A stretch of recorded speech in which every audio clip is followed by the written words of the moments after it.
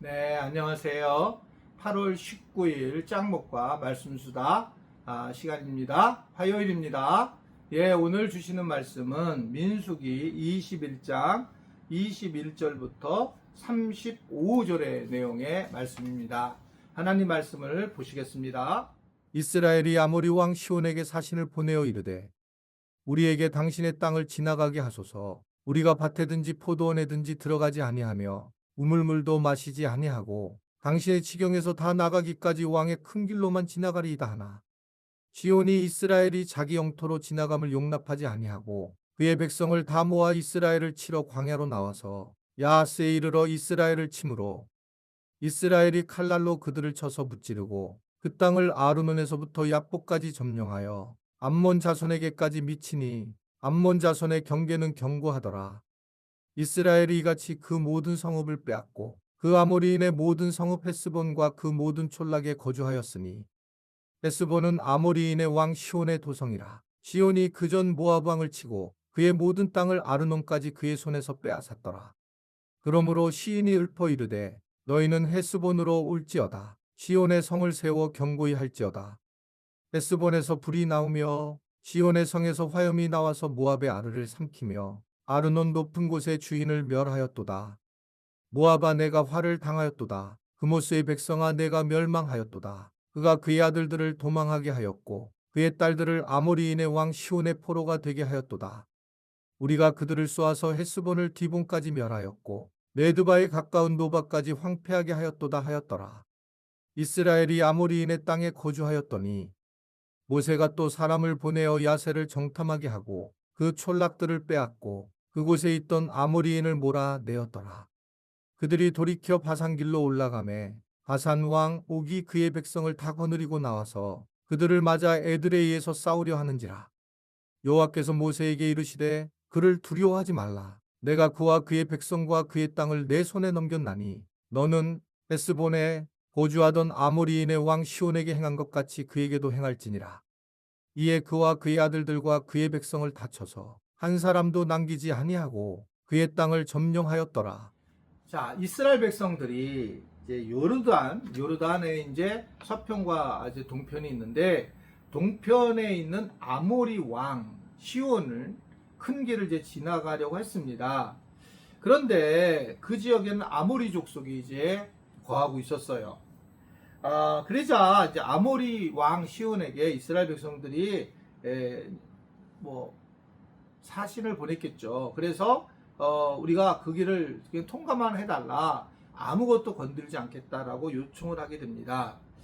그런데 이 아모리 족속이 에돔과는 달리 근본적으로 하나님의 심판의 대상이었음에도 하나님에 대해서도 그들이 이제 사실 이스라엘 백성들이 평화의 메시지를 먼저 화평을 전하는 것은 어떻게 보면 하나님의 이제 말씀이 있었기 때문이다라고 그렇게 생각한다는 겁니다. 하나님이 이제 근본적으로 화평을 원하기 때문에 무조건 공격을 해도 되지만 그것보다 먼저 아주 선한 마음으로 다가가는 그런 모습을 보인다는 거죠. 오늘 이제 이 아모리 왕 시온을 보면서 우리가 느끼는 부분은 정말 하나님은 다 알고 계시는 분이시구나.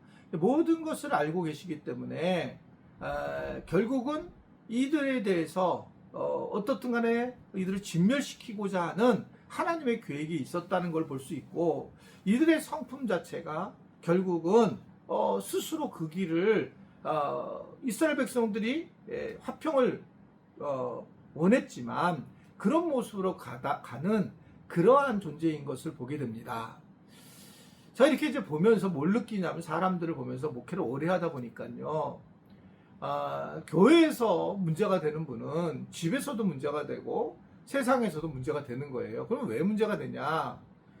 그것은 그 사람의 성품이 어디에서나 똑같이 드러나게 되기 때문에, 그러기 때문에 실제로 그런 모습으로 살아가는 경우가 굉장히 많이 곳곳에 있다. 그러니까 내가 변하지 않으면 집도 못 바뀌고 교회도 못 바뀌고 회사도 못 바뀐다라고 하는 겁니다. 그러니까 늘상 그 무엇보다도 집을 바꾸려고 내가 막 노력할 때에 그것이 내가 바뀌지 않으면 안 바뀌는 거예요. 그러니까 그 킹 오브 킹스에서 제가 말씀을 계속 드리는데 거기서도 이제 아빠가 누구누구 들어오지 마라 서재에 이렇게 붙여놔요, 견고하게. 그리고 이제 복음에 대한 이야기를 쭉 아들에게 하다가 마지막에는 그 들어오지 말라 경고문을 갖다 뜯게 되는 장면이 나오거든요. 복음을 전하면서 복음을 말하면서 내가 결국 잘못됐구나라는 것을 깨닫는 거예요. 그러니까 우리가 자기 자신을 늘 돌보는 것, 자기 자신이 과연 38년 된 병자인가 살펴보는 것이 굉장히 중요하다. 우리는 자기 자신이 병든 자인 것을 잘 모르고 살아가며 그때 이제 나타나는 현상은 불행하다. 나는 속이 상하고 늘상 비판적이게 되고 이런 어떤 어두운 세력이 우리를 지배하기 시작을 하고 있다라고 하는 것을 말씀을 하고 있는 겁니다. 오늘 보면 이 아모리 왕 시온은 기회가 왔는데도 그게 선하게 그냥 인도해주면 되는데 그렇지 못하는 모습을 통해서 결국 어떻게 됩니까? 결국 이들은 뭐 실질적으로 완전히 멸망하는 과정으로 갖게 되는 겁니다.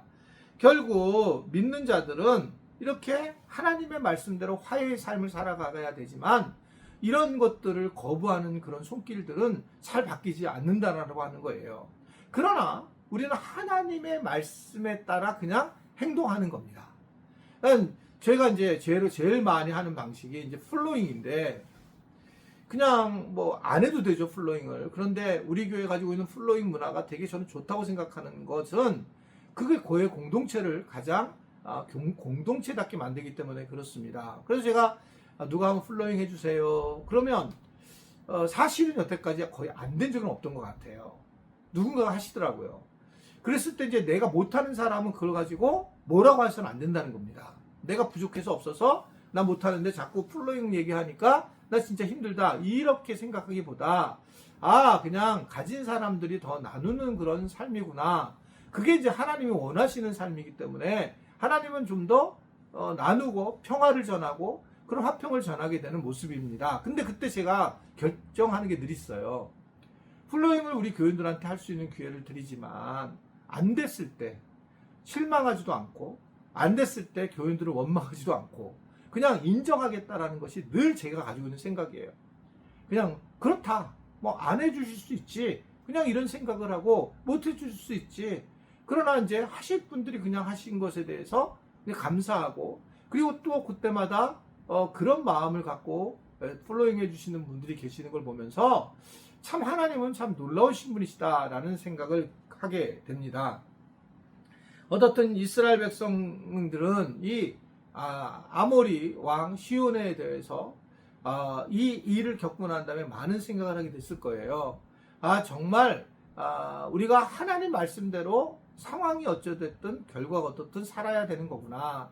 그렇게 된 건 저 사람의 몫이다. 저 사람이 저렇게 성품을 갖고 저렇게 까칠하고 저렇게다가 다 망하겠지. 이거는 우리의 문제가 아니라 그 사람의 몫이고 하나님을 만난 우리들은 그냥 하나님의 길을 넉넉히 우리가 베풀며 나아가야 된다. 우리 주변에 있는 분들한테도 우리 지체들이 그냥 그를 용서하라는 얘기가 아니라 그냥 당신이 그냥 우리는 내가 저 사람에 대해서 나는 이제 관심을 갖지 않고 용서라는 것을 던져버린다는 겁니다. 그 사람이 그 용서에서 어떻게 바뀐다라는 게 아니고 그래서 내 스스로가 빠져나오는 거잖아요. 근데 내가 거기서 용서하지 않으면 내가 계속 걸림돌이 되는 거죠. 그래서 이제 용서하기를 위해서 하나님 앞에 기도하고 엎드리는 것이 중요하다라는 것을 생각하는 겁니다. 아무쪼록 오늘도 우리가 하나님의 사람들로 화평을 만들고 다른 사람들이 어떠한 상관없이 주님 안에서 평강을 누리며 살아가는 우리 지체들이 되기를 주님의 이름으로 부탁을 드립니다. 기도하겠습니다. 오늘도 말씀을 통해서 어떻게 살아야 할지를 깨닫게 하시니 감사합니다. 하나님이 누구신지, 하나님이 무엇을 원하시는지를 잘 알아서 우리가 세상에서 사람들에게 화평을 세워져 나가는 사람들로 세워지게 하시고 그렇지 못하더라도 흔들림이 없이 또한 우리가 마음에 속상함이 없이 받아들이며 믿음의 사람들로 세워가는 우리가 되도록 도와 주옵소서. 예수님의 이름으로 기도드리옵나이다. 아멘.